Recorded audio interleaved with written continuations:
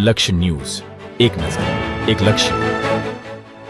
ગોપાલ ઇટાલિયાની જીત પર થરાદમાં કાર્યકરોએ ફટાકડા ફોડ્યા. વિસાવદર વિધાનસભા પેટા ચૂંટણીમાં આમ આદમી પાર્ટીના ઉમેદવાર ગોપાલ ઇટાલિયાએ વિજય મેળવ્યો છે. આ જીતની ઉજવણી થરાદમાં આપના કાર્યકરો દ્વારા કરવામાં આવી છે. બળિયા હનુમાનજી ચોક ખાતેથી પાર્ટીના કાર્યકરોએ ફટાકડા ફોડ્યા અને મીઠાઈ વહેંચીને ખુશી વ્યક્ત કરી હતી. થરાદ આમ આદમી પાર્ટીના નેતા થાનાભાઈ પટેલે વિસાવદરની જનતાનો આભાર માન્યો હતો. તેમણે જણાવ્યું હતું કે વિસાવદરની જનતાને સમગ્ર ગુજરાતને સંદેશ આપ્યો છે કે ભાજપને હરાવવાની ક્ષમતા માત્ર આમ આદમી પાર્ટી ધરાવે છે. 2025ની આ પેટા ચૂંટણીમાં 3 મુખ્ય પક્ષો વચ્ચે સીધી ટક્કર જામી હતી. આપે ગોપાલ ઇટાલિયા પર વિશ્વાસ મૂક્યો.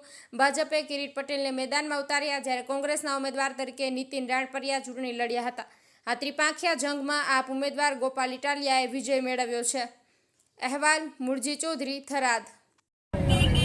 ઓકે, આજે ગુજરાત વિધાનસભાની પેટા ચૂંટણી અંદર વિસાવદરની અંદર જે ગોપાલ ઇટાલિયા ચૂંટણી લડી રહ્યા હતા, જે મજબૂતાઈથી જે વિસાવદરથી લઈ અને વિધાનસભા ચૂંટણીની જે સફર તય કરી છે અને જે વિસાવદર, જૂનાગઢ અને ભેસાણની જે જનતાએ જે ચુકાદો આપ્યો છે, એ ખરેખર જે પરસેવો જે પૈસાની સામે જીત્યો છે, જે ગુંડાગર્દી, જે તાનાશાહી અને જે મોટો ભ્રષ્ટાચાર કરેલો હતો, એ પેટા ચૂંટણી અંદર આપનો વિજય થયો છે.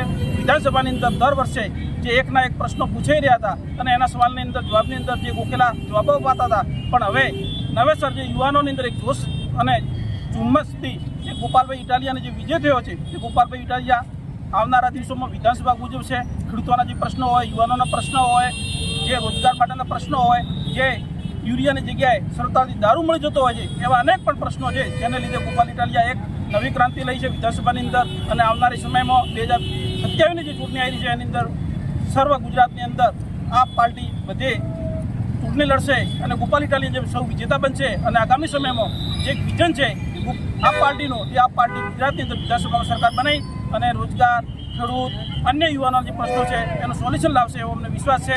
આજે થરાદ ખાતે અમે ગોપાલભાઈ ઇટાલિયા જીત્યા એનો ફટાકડા ફોડી ઉજવણી કરી. સૌ પત્રકાર મિત્રોએ આ બાબતની નોંધ લીધી, તો સૌ પત્રકાર મિત્રોનો પણ આભાર અને કાર્યકર્તા મિત્રોનો ખૂબ ખૂબ આભાર.